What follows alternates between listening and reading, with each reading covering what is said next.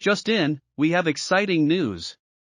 Little Lego, the YouTube channel we have done segments on, was featured on the YouTube channel livestream, VidIQ, on August 22nd.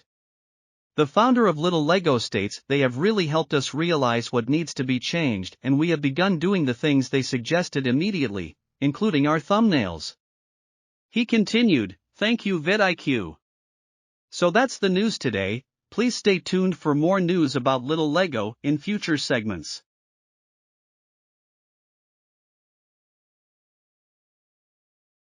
Or your friend, I guess. Anyway, Dan, shall we go back to some channel audits? Yeah, yes. So this was a pre-selected channel called Little Lego. So it is a Lego channel. Just before we audit this channel properly, go back to the top. YouTube, I know you're messing about with links right now, but they look disgusting. Can you fix this, please? Yeah. It's really annoying. There's a really very, annoying. very simple fix to this. When you're customizing your channel, you're allowed to type out what link it is. So you can just put Discord and then put your Discord link. For some reason, that's not what's showing up. YouTube is, I guess, maybe it's they want to be transparent about what you're about to click. Maybe, I don't know. Yeah, that looks clear, doesn't it? Yeah. Oh, I know exactly what I'm going to get if I click this link. It's, I don't know. That's not great. So anyway, collectible sets / retired sets, how-tos, tutorials, tricks. Now, when I see this about section, I get immediately excited because I'm like, oh, do you have like old collectible Lego sets? Because that could be a whole channel. Like there's so many, they're rare, they're expensive. Like what a cool like way to do a Lego channel, you know? But it's not clear from the titles and thumbnails that that's what's going on all the time. So what they're doing is kind of interesting. Like they do these news parodies and they put like a thumbnail with like an actual news anchor and stuff, but it's supposedly about like Lego news. Oh, and the intro goes on for about like 10 seconds or so. It's a minute long. This is that an AI person? But it's like a traditional one. And when you think robot voice, this is the one you hear. Yeah. And so they have someone just kind of like doing a mock news thing. So it's not them on camera. And then they've just kind of, I guess, put the news in robot form. It doesn't really fit the ambience of Lego collecting. Yeah. Like, guy wearing suit. Robot voice, news studio. I think it's a funny concept. Oh, it does say Lego news parody. Yeah, I'm forgetting. Yeah. I'm missing that. It is a funny concept, but I think as like I think a Lego fan would look at that and go, well, this doesn't really tell me what's actually going on in the world of Lego. I don't really know what the video is about, even based on the title. So I would be looking at that and thinking to myself, well, this is a funny concept. Maybe it's not the right fit. Yeah. But I just want to point out the big positive here is just the channel is focused. Like they're definitely they have their like thumbnail style down, and it's like, okay, here's like the classic Lego set, and I'm gonna make, I'm gonna brand these. All that's cool, but I'm glad to see also that they're starting to branch out a little bit more. Like they've made the sets a little bit bigger in recent thumbnails. Good to see. I think they've put themselves in one of the thumbnails, which is also good to see. So there is some evolution happening, which is good, because that's really what I want to talk about.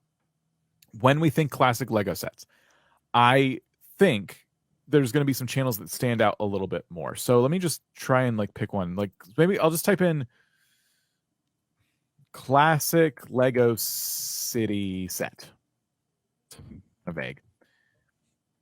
And already I'm greeted with thumbnails. I'm not reading the titles yet. I'm looking at these and I can already kind of tell what the videos are about.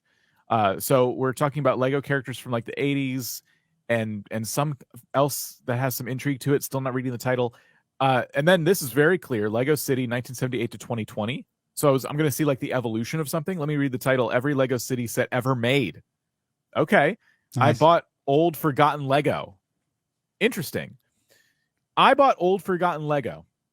Seems like the perfect video for this channel, considering retired sets and collectibles, things like that.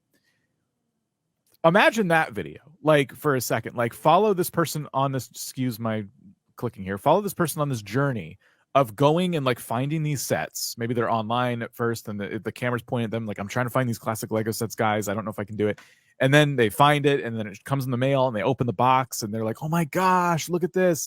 Oh, it's in pretty decent shape considering how old it is. And so they're taking it out. And then maybe there's like a montage where they build some stuff. Like there's a whole story video in there. And I feel like when I think about a channel that's doing retired sets and stuff, that is the content I imagine. So something to consider. And I didn't even scroll down on that search and saw something very intriguing to me, something I would watch. And I would encourage this creator to do similar stuff. And maybe if that idea doesn't excite you, continue searching for the stuff that might and do your version of it. Pay attention to those thumbnails, because I think you could do a much better job on these. Even still. Yes. So Little Lego. Am I right in thinking that Lego is one of the more litigious companies in terms of channel names? I seem to remember that whenever I look at it, maybe litigious is a wrong word, but whenever I see any big Lego channels, they don't tend to have Lego in the channel name, and it's all like Brick Builder or Bricks Arrows, etc., etc. I'm not saying you need to change that now, but what you probably need to change is the big cell of Little Lego in the thumbnails, because it's just not necessary. Right.